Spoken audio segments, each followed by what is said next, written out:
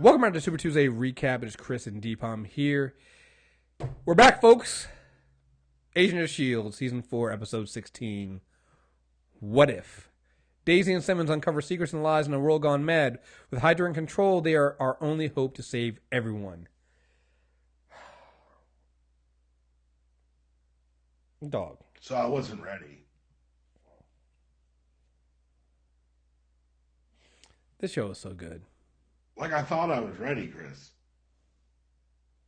Like, this show is so good. I'm Agents of Hydra. I get angry that more people aren't watching it. Like it does everything. It's fully embraced everything. It's just they nail it, man. They nail the show. It's just man. Like, what I love about this is it really brings those other seasons together in here. And you see what could have happened. Like, first of all, they named the episode "What If." Yep. And if Which you is a Marvel comic. if you are any kind of you know about the what ifs. And so, first of all, titling the episode that is just beautiful. When you think about the timing of this and then Secret Empire coming out and what Secret Empire has going on, it is an amazing, like... It's a level of synergy that just makes you want to stand in a block. Yeah. Like, it is perfect. It's just great. And everything about this episode was just wonderful. Like, first of all... You know the best part about this episode, Chris? And we'll get into the specifics, but the best part is that when you get stories like this, it's so often like a slow rollout of like these big hitter moments. These, oh, look at how dark and depressing reality is. But this was so fast and quick. It was a S.H.I.E.L.D. episode. Mm-hmm. But you still got the punches. But you still got it moving forward the whole time. They were able to keep the pace and still hit you at the moments. And I don't know how they do it or like what they're doing or if like I'm scared about how good this show is. I'm with you on that. Like, how they're able to pull off pacing and getting so much stuff into an episode is masterful to me. Like, this is one of the, and again, not to say other shows aren't good. They are. I mean, there are a lot of shows that are great, but when you think about everything, when you sit down and literally write down everything that happens in an Agent of S.H.I.E.L.D. episode and then go, that was 42 minutes. Like, we're watching The Flash right now, and we're watching the episode, and we're like, oh, it's uneven. It's, I like that episode, but it's uneven pace. They drop the ball here and there. Then like, that never happened. Like, every scene matters. Every scene. Give you a perfect example of this. There's a scene in there where where Coulson's sitting at the desk, and he's going through the binder that he has, the little dossier he has. First of all, when Gemma first walks in, he's cutting things out to put it into that dossier. Because he puts it back into his desk. So that's the first thing. When you look at if you go back and you read everything that he has in the dossier, he has Felix Blake, Winslow's doctor, which I think ties to Daisy's dad. Because remember, he became Dr. Winslow. He had the cellist in there, Lola, Tahiti, and then he had the L.A. Quake hits hard. Like, he had all these little pieces to kind of piece together what he wasn't, like, he knew something was wrong, and he just couldn't figure out why he was putting things together. But the way they put those things in there, and it's such a, like, he's looking at the stuff, but you have to pause the screen to really get everything that he's seeing in there. But it's such a powerful scene. And you're like, oh man, that makes sense. It puts everything together. Like, those things there, like, they say so much without needing a whole bunch. And without having to do a bunch of, exposition or having someone, spell it out for you. You can read, you can see it all right there. The way that his whole demeanor changes when, what was it that Gemma said to him? Gemma said, something she says, I can't, like, I think she said, like, your friends are dependent. No, it's not that. It's something else he says. and like his whole entire demeanor changed, and you can see that it's before the Tahiti thing. It's before she says it's a magical place.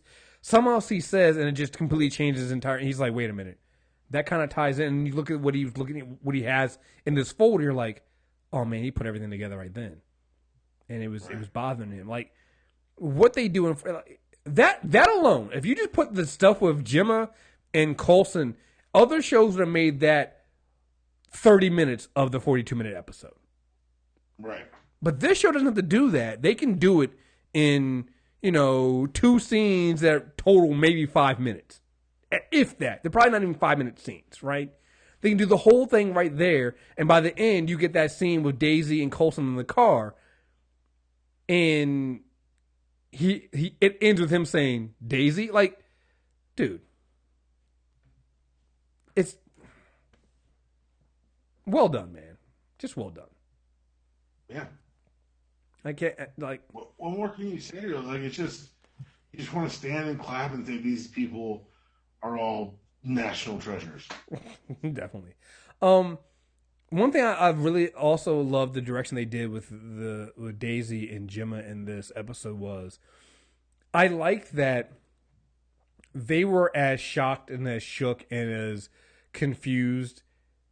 Like, we tend to think of it and you look at it like, well, why would they act this way? You're acting weird. Like, just go along with the flow. It's like, no, Gemma literally was dead.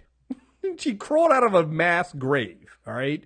And I love the fact that for half the episode, she looks like she's actually dead. Because at one point, like a zombie. Yeah, at one point, Daisy even asked her, "Was like, are you dead?" No, I'm getting better. Like, it's like she was dead, literally dead. All right. And Daisy's trying to deal with the fact that not only did she wake up, and Grant Ward is in her bed and is her boyfriend, but she literally works as an agent for fucking Hydra. Like, so yeah, their reactions were totally genuine to me, particularly Gemma's, and gotta give Elizabeth Henstrid's performance this episode reminds me of the one where what was that name of the episode? Was it 40? The episode she did on the planet. I can't remember exactly the name of it. How many hours? Yeah, like that episode. That's what this was to me. Like her performance, like she carried those things because it's like she crawled out of a fucking grave. Like, those scenes with her. It only gets better from there. Right, right. Crawled out of a grave. Like, crawling out of the grave was literally like it was the beginning, and then it only got better. Her acting consistently got better through that episode, and by the end, I'm like, that was amazing. Yeah, I mean, her when she's in the car with the woman who picks her up first, and I love her first reaction is like, oh wow, like this is intriguing computational layers. Like she's looking at it as like a scientist, and then you're like, and she's like, oh wow, you have dreams, interesting. Like, oh okay. Huh. And then she realizes, like, oh, this is a problem. Like, they have Hydra checkpoints. Like, this is very, very fucking involved. And it also says, like, oh wait, I sound like a fucking crazy person. Yeah. Well, it's like when she talks to, and I'm calling him now. I'm calling him kid from Kid and Play, young kid from Kid and Play. Young kid. All right. When she talks to him, she's like, you're not even real. You're a rogue piece of code. And she goes, I'm sorry. I didn't. Like. Oh, but here's the funny thing about calling him Kid and Play. His other friend, the white dude, was named Chris. If they made him black, they would have made it even better. No, dead serious. That kid, the white kid that got picked up for being for extra testing, his name was Chris. Yeah, you're right. If they had made him black, dog, because literally this other dude looked like Kid. So if they had made the other. If the other Chris had been black, it really would have been young Kid and Play, yo. And I would have laughed my ass off. So I'm sorry, it was random to me, but I saw that. And I could not stop seeing Kid when I saw him, like every time. Yeah, man, like it's just everything they did here, was great. Ward being a double agent, because of course he is. Once a snake, always a snake. When he said there's things about me you wouldn't like, I was like, he's part of whatever the shield, whatever the equivalent of being an agent of Hydra would have been. That's what he is now. See, I was like, you're still a little asshole. To me, it was when he punched VJ. I was like, because first of all, when Daisy's saying something, like Daisy asked him where he got the ID from, he quickly looks over at Ward, and I was like, Ward, you're the mole, Ward. And then when Ward punches him out, I'm like, oh, you punched him out to keep him silent. Oh, you sneaky little son of a bitch. But I never put together that the reason why Ward did that was because he had found out that Daisy had been tested as an inhuman and was protecting Daisy. But it also makes fucking sense. Like all those creepy Ward moments we got in what was that? Was it season 2 or was it season 3? It's season 2. Season 2, I think. Yeah, the creepy Ward moment where she locked in the basement. Yeah. Yeah. No, not the one in the basement. The one where the season 2 is the one where she got her powers, and that's the one where she shot him. Oh yeah, she popped him 5 times in the back. Yeah. But before then, he was being really, really, really, really creepy. He was just super, super creepy with Daisy. So yeah, man. So it makes it even more. It's an interesting thing to see going on there, and I thought that was she was both parts intrigued and also like disgusted with herself and everything going on there. And I love that Gemma didn't even try to hold back. It's like, well, yeah, okay, of course you're a double agent. Some things never change. Just, oh man. Let's see. Gotta say, I don't know. I liked where, to me, what I liked about this episode is it's gonna be hard to convince everybody to get out. Is it though? Because you saw near the end, Madam Hydra, who we will talk about later, when Fitz asked to see the picture. Everyone's got a trigger. That's one of the reasons why I think Mac's gonna get stuck. Yeah. Because he got his daughter back, and no one's making you forget your daughter. Yeah. Well, and that's, I guess, let's talk about that. I think that's an important thing. It's like, because and that was one of the questions I had going into this. All right, cool. So I can understand how some of the stuff happened, right? When Daisy was kind of, going over with Gemma, it's like, well, Fitz is away. It took away you. You're not there. Coulson never. That's not true. What? That's not what changed with Fitz. What else changed with Fitz? Becoming his dad? It's his dad. He never mentions his dad on that show. On the show, the one time you hear his name, it's discussed, and in this episode, he quotes him. Well, I think that's one thing that changed, but I think what I mean by not necessarily changes, but influences they don't have. So you're right, but without having Gemma there. No, because the thing about the framework is it says we took away one regret from all of you. Yes, but here's my thing. That's what Radcliffe did. My thing is, did Aida change that? I think this is that one change, because like for May, the one change was Bahrain, but guess what? That had a ripple effect that affected the universe. Yeah. Oh well. Coulson's one change was deciding to become a teacher, not a shield agent. Mac's one change is clearly his daughter.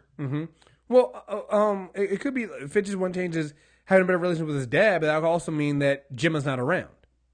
Well, that's the other thing, because Gemma's not around, because now he's not just an engineer.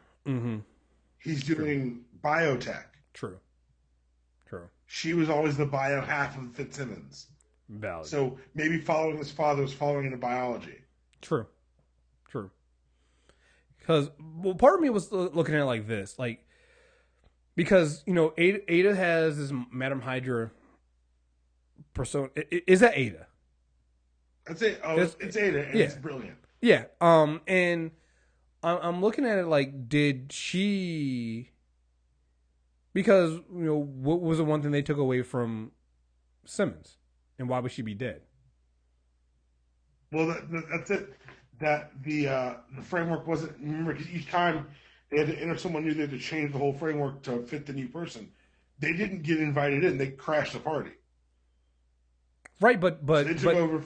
But They Daisy took had over for their avatars that were already existing in the framework. true. You're right. So Daisy would have already been there with Ward. They'd Exactly. already, Daisy's lived a life where the night before, she asked Ward to move in with her. right. Simmons lived a life that ended up with her shot in a massacre. Right. Well, somebody asked if there was Deathlock in the grave. I was like, no, that's just a bunch of bodies, guys. I went back and looked at it. It's a lot of bodies in that grave. Right. Yeah, I mean, it's a very interesting, and like you said, the ripple effect there. May not killing that inhuman girl sets a ripple effect off that literally leads everything else. Coulson, what I love about Coulson is because there's no mention of Avenger or anything like that. We got to remember, Coulson was the one part of the glue that was holding all the, bringing all that together. So if Coulson's not there, do you ever get, a Captain America or anything else like that? Oh, there's got to be other ripples back. It's going to be very interesting to see how the world has changed in that respect too. Is Captain America a member of the Resistance? Mm-hmm. Is he the inspirational figure for the Resistance? I don't know. It'll be interesting to see. I'm really intrigued to see how all this went down and what's going on. And because Simmons took 2 to the chest, and yeah, 2 to the chest and got buried in a mass grave. Not cool. But yeah, man. It just and you know what I love about it is you get to see, and we're always a fan of this. I'm always a fan of seeing actors and actresses get to play different versions of themselves, and obviously we got that with Grant. With Brett Dalton. We always used to talk about that. How Brett Dalton's always playing a different version of Grant Ward. Once again, we got another version of Grant Ward here, but it's still a very familiar kind of Grant Ward in a sense. It feels honestly, it feels more like season 1 Grant Ward. I was about to say this is late season 1 Grant Ward. Mm-hmm. Well, actually, is it late season? Not late, but like. Right. I know what you mean. Although we can't go too late season 1 Grant Ward because that guy was a sociopath. It turns poorly. Yeah, it goes really bad. And but no, I mean, seeing Fitz play the doctor. Nobody calls him Fitz. I'm not gonna lie. When Daisy Sky called him Fitz, I was like, you gotta stop using people's names like that because obviously that is not gonna work. You don't have that relationship here, right? You're way too familiar with these people right now. Way too familiar. But yeah, no, I love seeing that. Seeing May again, and like I said, it feels like with May we're kind of back to season 1 May. Now, obviously, a little meaner, but this is basically season 1 May, where you don't like. Remember, in season 1, May was just the cavalry, and she came in, she barely talked, and you always felt like she was up to some shit. Like that's what this May is, except season 1 May was also someone who was pulled off desk duty to join the bus. Mm-hmm. This is the May who dealt with. So these are 2 Mays with different regrets. Oh yeah, our May regrets killing the girl and did that and rectified that by getting out of the field.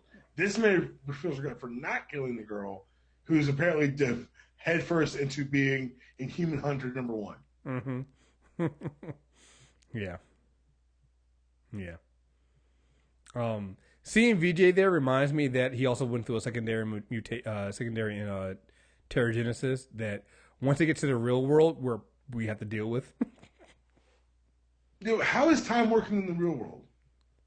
I don't know. Like is it that if they get out and it's only been 5 minutes? Like what is time in there?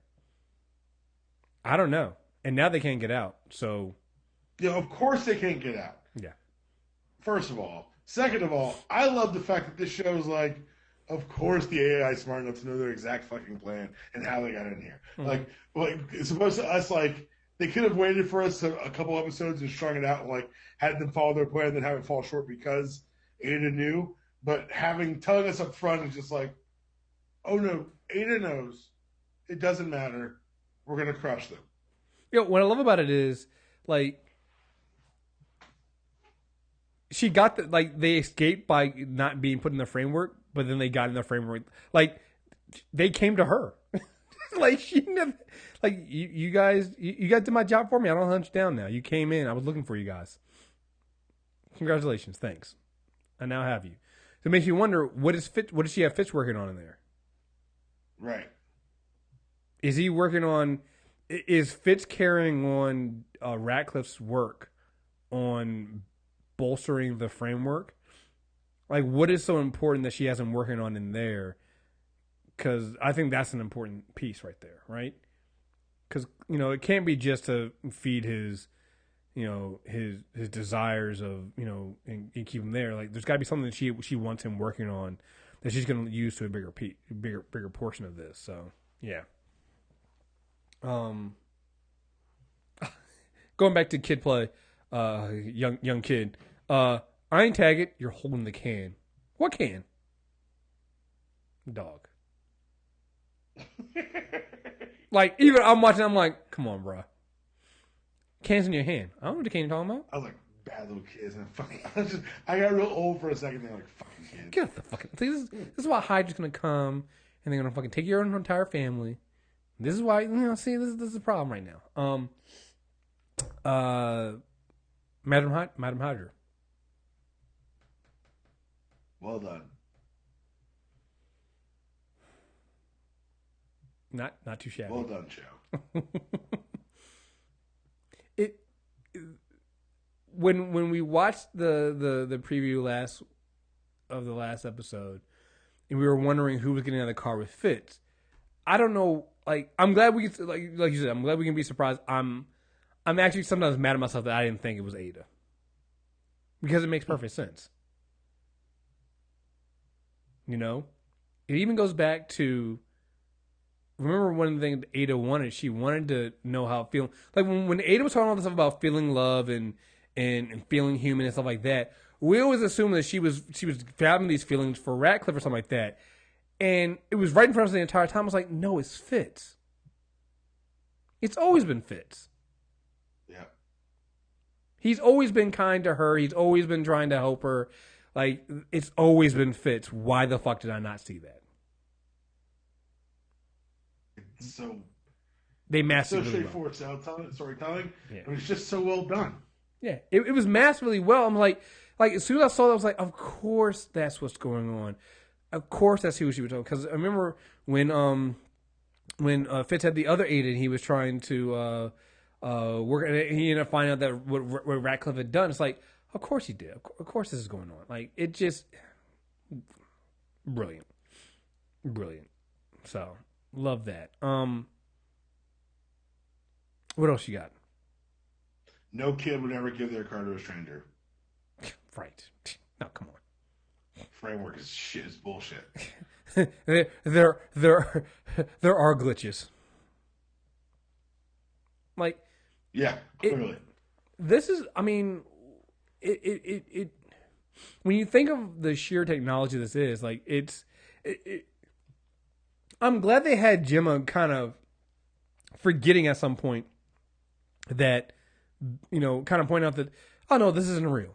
Like, you're just rogue code, and this is, like, I love that they had her point that out, because if they hadn't done that, it wouldn't have registered with me either, because it felt so real. It felt like, we've done time travel on other shows. Like, it's just they're back in time. There's a what if. It's like, oh no, you're in a program, and having Gemma kind of remind us that, was an important piece, and that we have to kind of keep that in mind as we go forward. Yeah, this can kill you. You die in here, you die. But it's also important to realize what this is. This is all just a giant simulation. And if they hadn't had her, again, small details like that make this show. If they hadn't done that, I think we still enjoy the episode, still like it.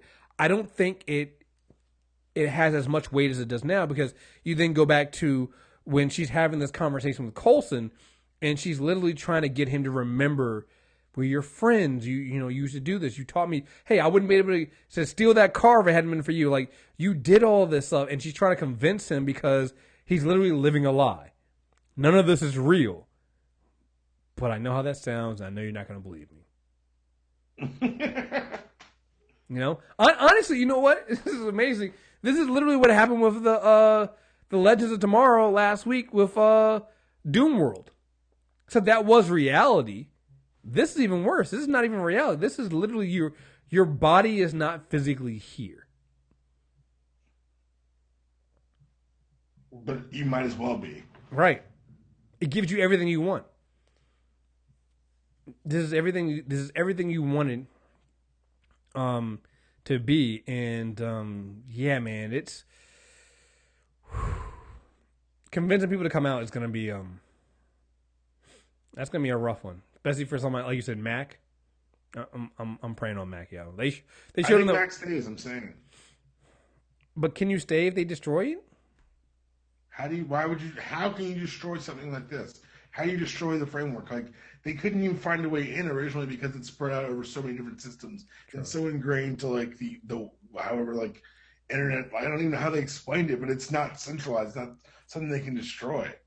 Yeah. It's something that's been built and cultivated and used with like dark technology that Ada stole from the damn Darkhold. Never let the android read the dangerous demon book. Never do robots that. Plus magic equal bad. Never every time do that. Like, it's just, there are very few things I believe in this life. That's one of them. Just not a good idea, guys. Just not a good idea. Yeah. Yeah. It. Yeah. That's gonna be. It's gonna be a rough one, man. It's gonna be hard. Something else I was gonna say about this that I liked. Oh, I'm sorry. I also want to put this out. They're just doing X-Men. Oh, clearly. They're just doing X-Men, and the fact that they did it better in 1 hour than Fox has done in 17, it's unbelievable. When she made the X on the bench, I was like, you guys aren't even. You're not even trying to hide this right now, are you? You're not even trying to. Okay. All right. Yeah. This is. I think I saw somebody on Twitter say it was like they did Days of Future. They're doing Days of Future Past better than X-Men ever did. It's like, yeah, just.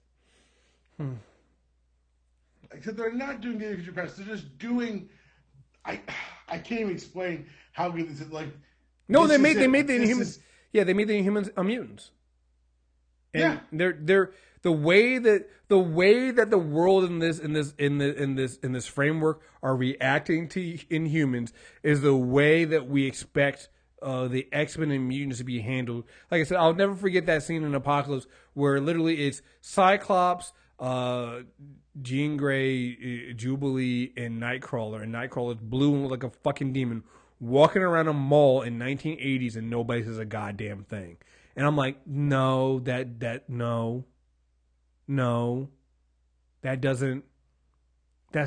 not X-Men. You can't do that. I mean, you literally have them in here running tests on the humans. There's when they get out and they get to Triskelion, which, by the way, it's just great to see the Triskelion again, even if it has a Hydra logo on it. It's amazing. Right, welcome back. I missed that building. No, I'm just glad to have you back. I'm glad to see you. I'm glad to see it back, even if it is just temporary. They're beating the shit out of that one Inhuman, and Daisy sees him, and Daisy goes over to try to stop him. It's like that kind of that's mutants, yo. That's how you guys treated mutants. Fitz, the Doctor, testing Inhumans and triggering Terrigenesis in a safe way so they can test out what their powers are going to be without actually triggering it and having them turn completely, and basically experimenting on them. Like, that's the shit that happens to mutants. Like, you need to show that, and like you said, they show it better in 42 fucking minutes than we've seen in 17 years in the movies. Come the fuck on. Come on. The idea that this girl caused an incident in Cambridge and it killed all these people, and that triggered, the reaction, the overreaction. Not only is it a react, and I think this is why it hits so close to home with X-Men and Mutants. X-Men and Mutants, and when you do these stories, always really track really well with current day politics. So when you see what's happening, what they did with this episode, this is it's Trump's America, right? Like it was like it wasn't just that the little girl was an inhuman; she was a refugee. And it was like we had a week, and like when Colson was telling the story, it was the X-Men allegory, soup. Like every X-Men allegory happened in this hour, and they all tie to regular things that are happening today because the world hasn't changed that much since 1963. Yeah, it's just like, oh man, so good. Like just why do X-Men so resonate? Take a look outside. People are getting stopped and having to show their papers, but have your ID on you. Like this is the language of today, and I guarantee Marvel did that. Like they did this was on purpose. Mm-hmm. This is why I can't wait for Secret Empire. I'm sorry, guys. Like we can talk about events. Everyone's like, I don't want events. That's an event I want. Look, man, I talked about this on with Jeff on the Nonstop Culture Show. Like, listen, we were going through the numbers for diversity. I'm not going to go too much into this. I've talked about it other places, but going through the numbers, right? And you know how people always complaining about Hydra Cap is ruining Captain America. Why does Hydra Cap sell more than Sam Wilson Cap did? If you guys hate Hydra Cap so much, why is it selling like almost double what Sam Wilson is? Huh? But you guys hate Hydra Cap though. You don't want that. Okay. Hey, numbers matter. Like at some point, numbers don't lie. Numbers. And here's the thing. I'm saying this as somebody who likes both stories, and I'm not saying that Hydra Cap should sell less. I'm saying honestly, I think it should sell more. But Sam Wilson will be selling as much as that because these last two issues of Sam Wilson, nigga, listen, like this is some. Yo, I'm reading both. I'm there with both. I'm sorry. Yeah. I'm right with you. Yeah, you should be reading both of those books. Like if you're reading one, you should be reading the other. They compare and contrast really, really well. And Nick Spencer's writing one hell of a story, and I cannot wait for Secret Empire. That shit's gonna be amazing. And I'll be watching that. I'll be reading that as I watch Agent of S.H.I.E.L.D.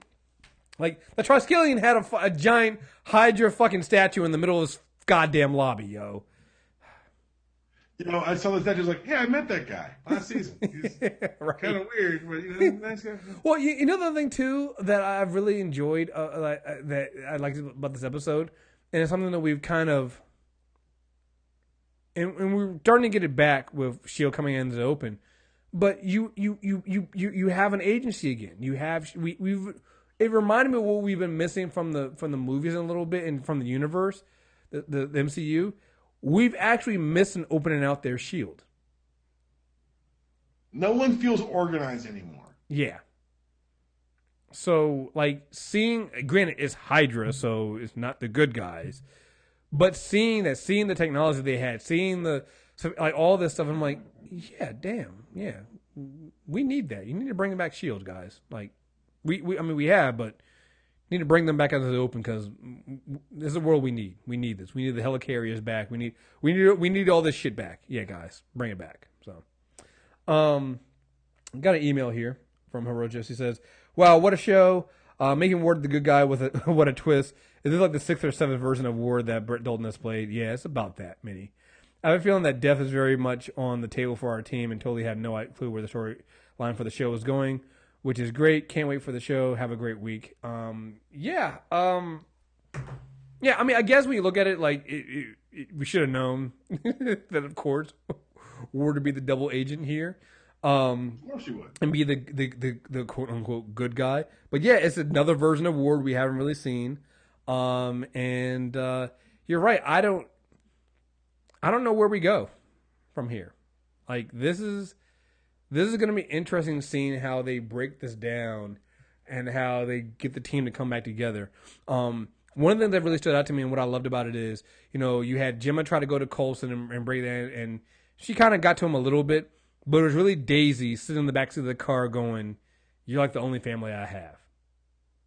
And that's basically the trigger that got Coulson to go, Daisy? Like, it's little moments like that, because we always talk about that, right? We always talk about how when we had this family on the show, which is, May as a mother, Coulson as a dad, and then you have Daisy as the adoptive daughter, right?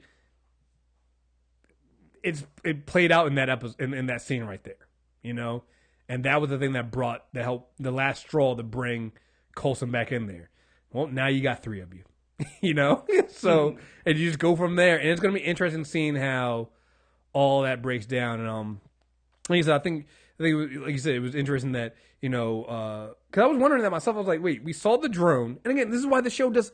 It's just so good with the little moments when Gemma gets gets a young kid's car and gets in there. You see the drone. The drone sees him, and so at one point, I'm like, yeah, they should have surveillance on at least who Gemma is.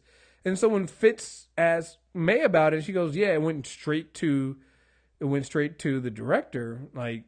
And Fitz goes over like, well, show me the information. She's like, oh no, it's fine. And she moves Gemma's picture off the screen. I was like, oh yeah, that's definitely a trigger for Fitz. Yeah. So she's not gonna let him see that. Like, so it's just like, it's gonna be interesting seeing, the team have to take down Hydra again to survive. What a way to bring back Hydra, right? Virtually in a framework. And have them win. Right. So, that's gonna be real interesting. I'm interested to see how that goes down. It makes me wonder. It's like, hey, so if let's say maybe Captain America did come out, maybe he didn't, but if things didn't go the way they did, does that mean that Hydra had the insight of helicarriers go out and they actually did kill all those other, like, what actually worked here in this world? I hope we find out, because if you're right, if Project Insight worked, that changes a lot of things. They killed everybody. Well, that explains why the Shield Academy got wiped out. So Might have been how Gemma died. Yeah. So I can't stop enough saying how it literally had her walking around looking like she was, and even sounded like she was a zombie at first. Like she literally came back from the dead. It's the little things this show does in 42 minutes, guys. Like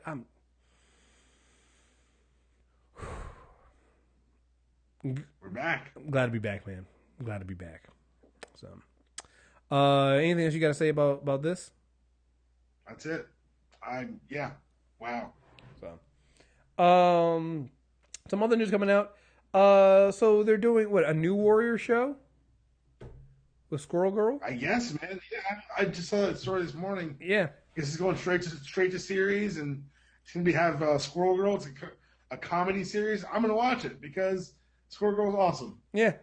Do we have any idea when they're starting that? I got to look it up when they're going to start the Hook and Dagger show. They haven't started that yet. I know they cast it. Fall 18. Okay.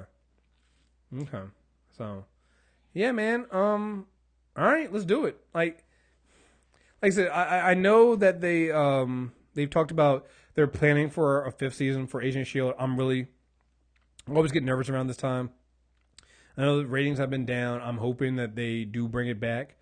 But we still do have the Inhumans movie and Inhumans show that comes out. First 2 episodes hit IMAX this summer, and they're supposed to start this fall. So yeah, man. I'm just waiting. I hate the waiting game. I'm not gonna lie. Yeah. I hate the wait, and ABC always takes forever to fucking come back and let us know when their shows are coming back. Everybody else. But the thing is, I also think that we're gonna find out probably Wonder Woman weekend. Like Marvel's also super petty with their news. Mm-hmm. So while I think that people on staff would have a better idea one way or the other, so they can write to where they need to write to. Like if you remember the end of last season, clearly they knew when in the writing of that last episode they had another season. Mm-hmm. So I think that my biggest concern is for the continuation of the show is 1, Inhumans, and 2 is that this kind of feels like the full circle, everyone gets resolution part of the show. Right. So if you wanted to finale it here, I could thematically be okay with it in my head. I wouldn't be excited about it. I'd be very sad, but thematically, this is the arc you'd want to kind of cap with. And that's what I was thinking too. I was like, if they do end it, I feel like there's enough there they could end the season here, and then you'll save it up so you can have Inhumans come in the full. And that doesn't mean you wouldn't bring some of those characters back in for that Inhuman show, here and there. But like you said, I love the show too much to see it go away. Like I said, I understand that they could wrap it up. I just don't want them to. I'll be honest. And everything good thing has to come to an end, but I don't want it. I don't want to. I don't want it. I'd prefer if it didn't. Yeah, I really would. So, yeah, guys, we're back, and I'm really excited for this, and can't wait. So, just to let you guys know, Sunday we're gonna be recording. Fine, we'll get back into it. We'll do because Legends of Tomorrow's done, and Flash and Arrow on break. But this Sunday we'll be talking about Iron Fist. We'll be doing that, and so that'll be coming out on your feed next week. And then I think the weekend after that, I think Easter weekend, we're going to be recording part 2. We'll get back into the character corners. We're taking a little break, come right back in strong with the character corners, and we're going to come back in and do part 2 of Green Lanterns, and then we'll go from there. So, yeah, folks. And then Deepom, you're going to be on the show, Insanity Check on the 22nd. So prepare for the world to end sometime. Well, I say it now. Like, why wouldn't you just tell people later? Like, tell people as late as possible. Get it all in now. Because here, if I do it now, maybe there's 2 other people that will come on the show before you. Maybe they'll get all the brunt of it. Ooh, this is good. Yeah, actually, this is good. I'm trying to build a buffer in. I'm trying to spread it out because here's the problem. We always announce it the week of, and it's never a good thing. So if I put a buffer in now, maybe it can work out. So, so we got that, and you're coming back with the unanimous decision. What, next Sunday or this Sunday? There's going to be one. Okay, so I'm probably going to record a WrestleMania weekend Fallout show tomorrow. To go Friday.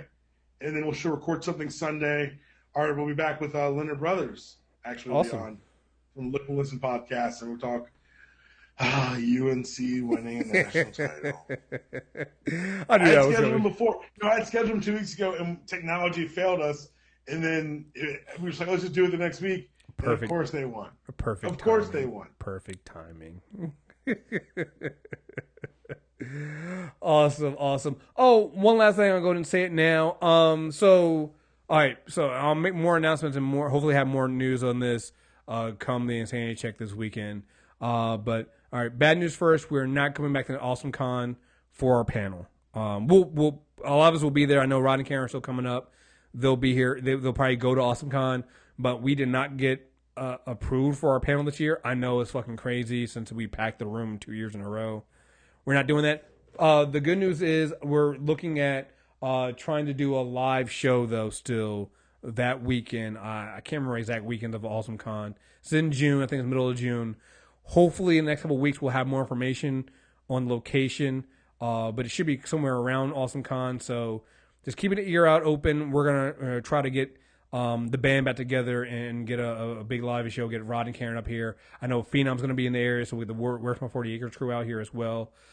D-Pomp's coming up, so we're going to try to work something out so that we can still meet everybody up, and we'll still have drinks and fun and do a show, and everybody will hear us, and we'll go from there. So if you're going to be in the area, find out when Awesome Con is. I want to say it's June 15th through the 17th, I think.